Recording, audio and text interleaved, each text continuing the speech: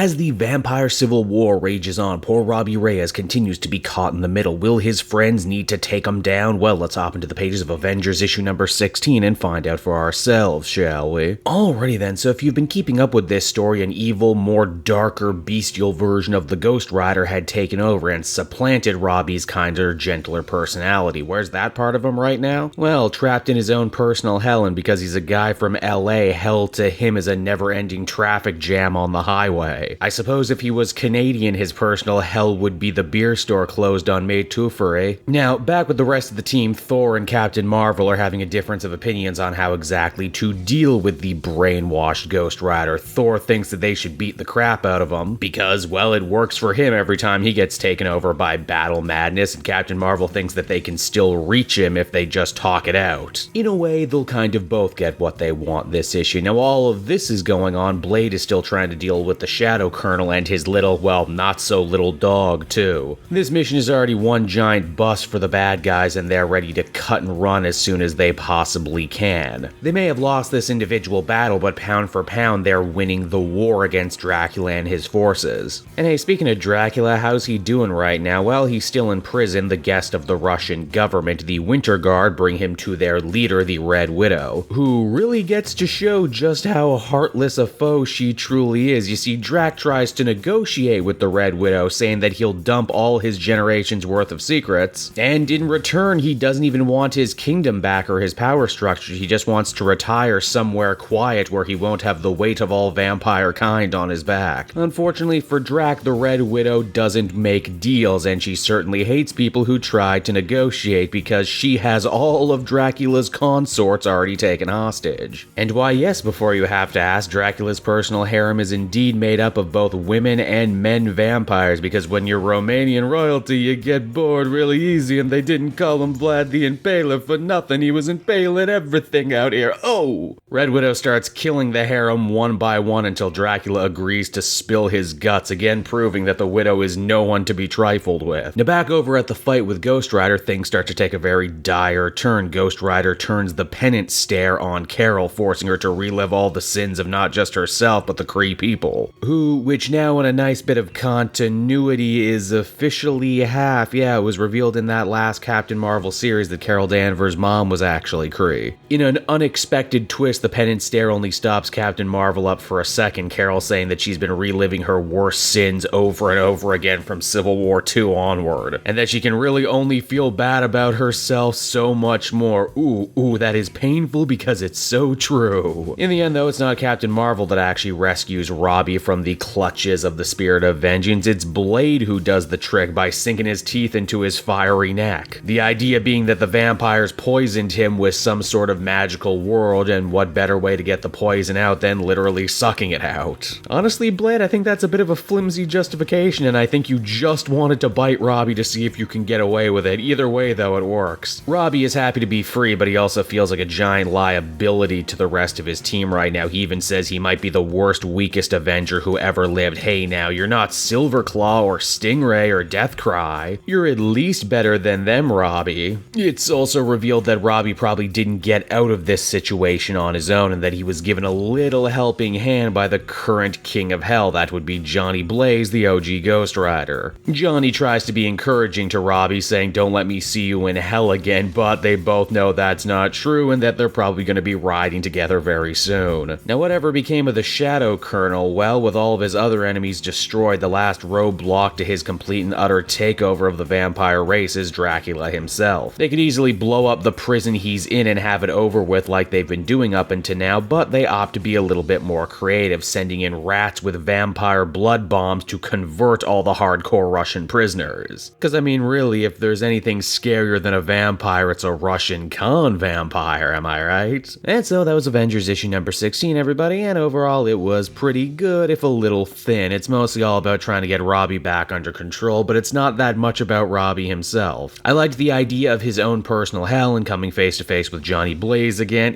Too bad that only really happens at the beginning and the end of the story. If nothing else, Jason Aaron does indeed seem dedicated to telling more stories with Robbie down the line, and I sure hope we get to see them. I would have been more interested too if maybe we finally were given the answer as to how the vampires knew the magic words to take over the Ghost Rider. Just kind of feels like this this whole thing was busy work before the ultimate finale. Overall, I'd give this one a 7 out of 10 though.